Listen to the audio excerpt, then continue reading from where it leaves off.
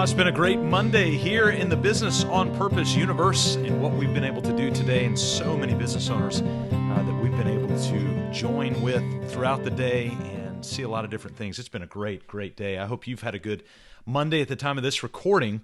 It's actually late in the day at the time of this. Very rare for us. Normally we do this Facebook Live in the middle of the day. We had some other things this morning, some responsibilities that we had to insert into our non-negotiable weekly schedule. So we played Tetris with that schedule throughout the day, as we coach so many business owners to be able to do as well. And I got lobbed an interesting question last week that I wanted to share with you here just for a couple of minutes. By the way, you can connect with us on LinkedIn.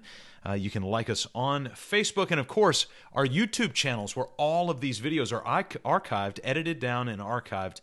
And of course, we take the audio and put it up on our podcast. So we've got multiple channels where we can connect with you. So we want to make sure that you see those there. Hey, I was sitting in the conference room last week, and a team member of one of our business owners asked a very direct but really simple question. And it was this: what is the difference?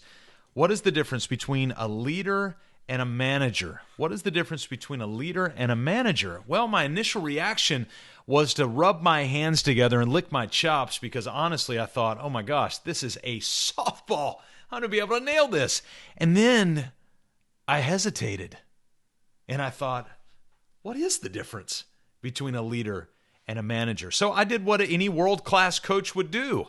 I asked the question right back to this astute team member, and I simply said, hey, what do you think is the difference?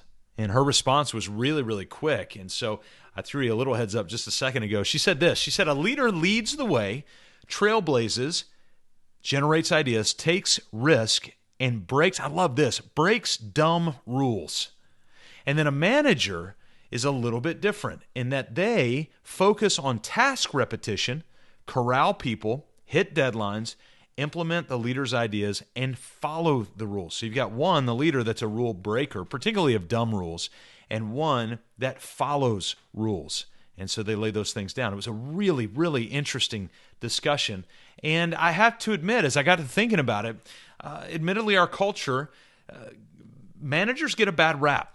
I want you to think about the different managerial characters that you see played out in the different shows that we have, right? Michael Scott, Leslie Knope, Ron Swanson.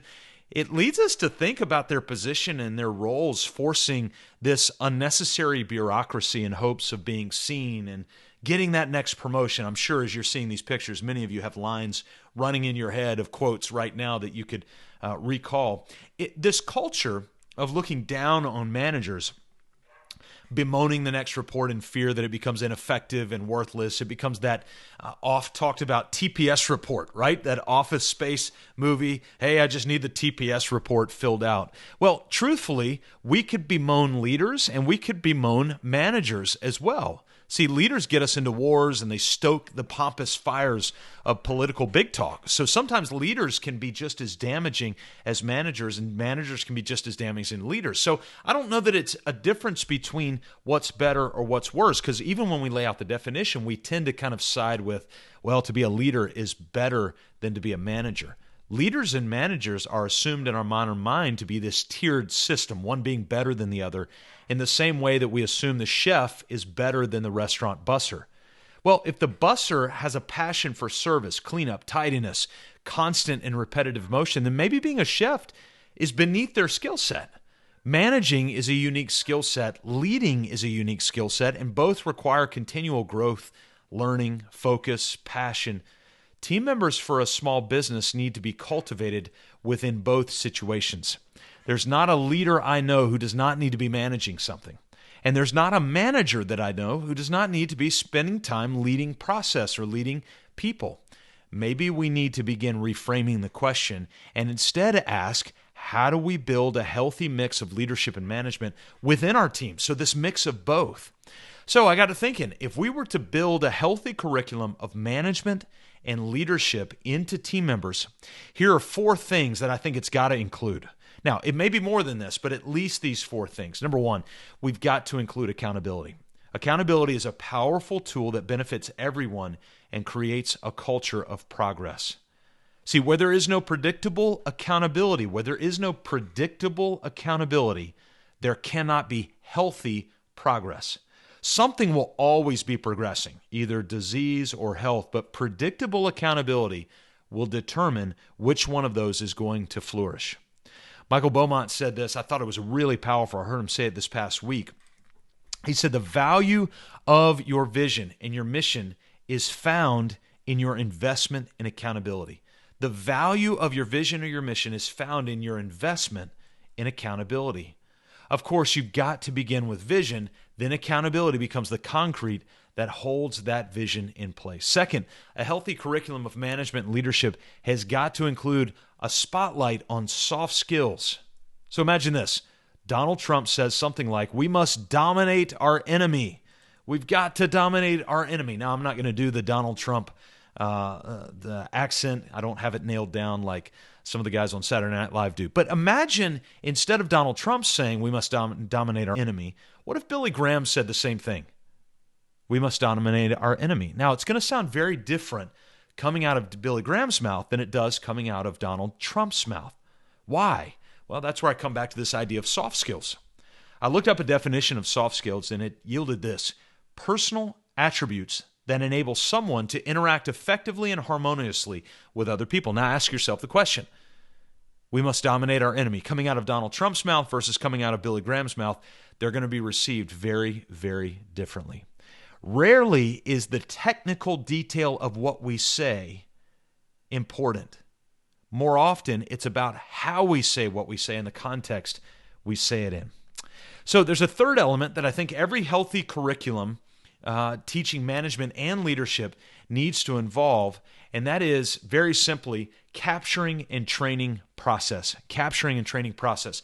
Whether you're a business that bills $150,000 annually or bills $15 million annually, process will build margin for you and your team so you can make time for what matters most, and that's the relationship. So a healthy curriculum has got to include a relentlessness on capturing and training process. And then finally, that fourth element of what this healthy curriculum to build management and leadership together is going to include is training on how to project and forecast. Project and forecast, to see out into the future and then to translate that future into reality today and tomorrow and the next tomorrow. That's a Nigerian phrase, by the way, the next tomorrow. Some people will say, hey, I'll see you tomorrow. And then they'll say, no, I'll see you the next tomorrow. But when we do that, we've got to be able to project and forecast to see what's out there. And it can't just be up to the leader to do it. They need that idea of the management support to understand how do we make that a reality. So take that future vision and turn it into steps, dollars, task, and accountability. So is there a difference between a leader and a manager? Well, maybe it's two sides of the same pizza, or maybe it's late on Monday and I'm ready for dinner. Both sides are tasty and valuable to the entire experience, both management and leadership. We need both, and many times we need both in the same person. Can you tell it's time for dinner? Hey, thanks as always for joining us. Make sure to check us out on those channels that I mentioned earlier, YouTube, Facebook, and LinkedIn. And also, of course, you can also find more about our coaching offers at freedom.mybusinessonpurpose.com. I've written the book, Let Your Business Burn. Stop putting out fires, discover purpose, and build a business that matters. We've seen a lot of people enjoy that book over the past 6 or 7 months since that book's been out. You can see some selfies right here, some guys enjoying that book and putting it into practice. I will tell you right away, that book has every template that we coach many of our heroic small business owners. So make sure you check that out. And where I mentioned before, you can check us out at freedom.mybusinessonpurpose.com. Right here, that's what the back end looks like, and we can walk you through every step of what it means to build a business that truly is on purpose. Hey, thanks for joining me on a Monday evening at the time of this recording. Hope you guys have a great week. As you know, Monday's our favorite day of the week because it's the first day that we get to wake up and help liberate you, the heroic small business owners, from the chaos of working in your business. We'll see you next week about this time on a Monday, our favorite day of the week. Have a great week, everybody.